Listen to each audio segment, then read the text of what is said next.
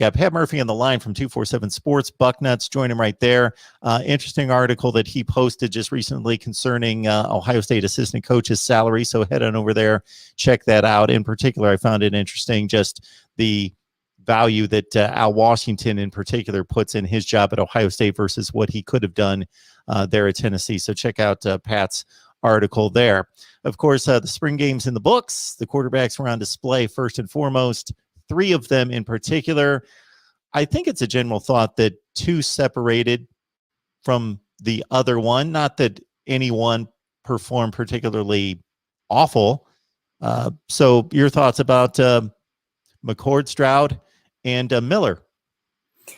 I agree with you. I think CJ Stroud and Kyle McCord on the day looked the part, so to speak, especially CJ Stroud, who I know a lot of people view as the guy, even though Ryan Day has said that there is no front runner right now. He even followed that up after the spring game. But yeah, CJ Stroud, I mean, he came out confident, throwing the ball around the field, making a number of different type of throws. One that included a touchdown pass to Chris Olave that was a perfect recreation of the one that Justin Fields threw to him right after taking that shot in the side in the college football playoff against Clemson, kind of a rollout, throw it into the corner of the end zone or up against the sideline. So, good to see him kind of recreate that with Chris Olave. You like that if you're a Buckeye fan. But Kyle McCord, first throw, he completes a 55-yard pass showing,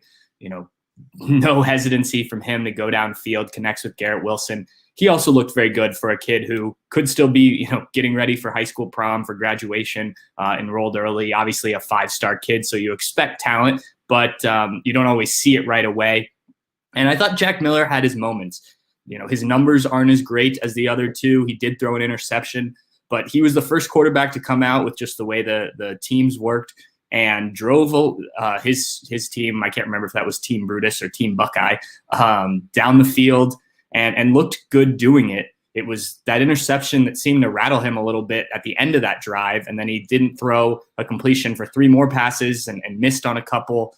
So it was just, I think it was, confidence, and then you make a bad play and it's responding to that. And it just took him a while to get back going. The one thing with Jack Miller in comparison to the other 2 is almost all of his completions, I think, were 11 yards or shorter from the line of scrimmage to where it was caught, which is interesting. I don't know if that is necessarily a design or just how it worked out. In high school, Jack Miller threw the ball downfield, so I don't think there's any question about his arm strength or ability to complete passes downfield. But interesting to note that, whereas the other 2 each took shots, completed passes downfield, and had those opportunities. Hard to tell going back and watching on TV if there were some deep routes that maybe Jack Miller just missed. But I think all in all, what you saw was that all 3 of these quarterbacks are capable of doing the job for Ohio State.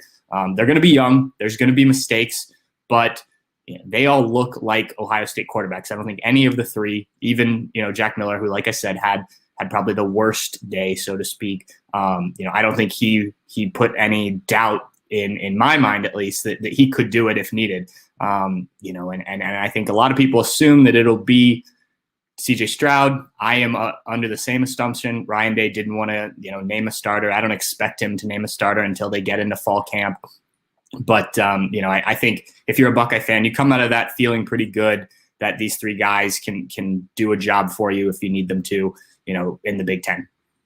Maybe I'm swayed by going into it thinking McCord's got a stronger arm, and I'm making a very slight call on this one. It's not like he's got a decidedly stronger arm than Stroud, but I think maybe there were some plays in there that maybe showed that he has the potential to have a really high ceiling arm talent versus Stroud just seeming to be very comfortable with the offense and having the best grasp of the offense. And again, not to separate it to say that that McCord did not have a grasp of the offense, but that Stroud just seems like he's fully ingrained and understands and has full grasp on the offense. Yeah, and I think that comes with just being in the program for a year with CJ Stroud and Jack Miller. Kyle McCord's been here since January. So, the fact that he had as good of a grasp on the playbook probably says something about his ability to pick up on that and whatnot. But I agree with you. I was very impressed with what Kyle McCord did. And maybe I shouldn't have been, again, 5-star recruit from Philadelphia, led his school to a high school state championship this past year. So, certainly a talent. It's just you kind of have an expectation for freshmen, even though all of these guys are rather inexperienced. And I think he looked, at least on that day, and I think it's important to remember, that's one of 15 practices they had this spring. He definitely looked more than capable to run the offense. Yeah, we all treat it kind of like the audition, and that's not the case. That's just the one that gets televised.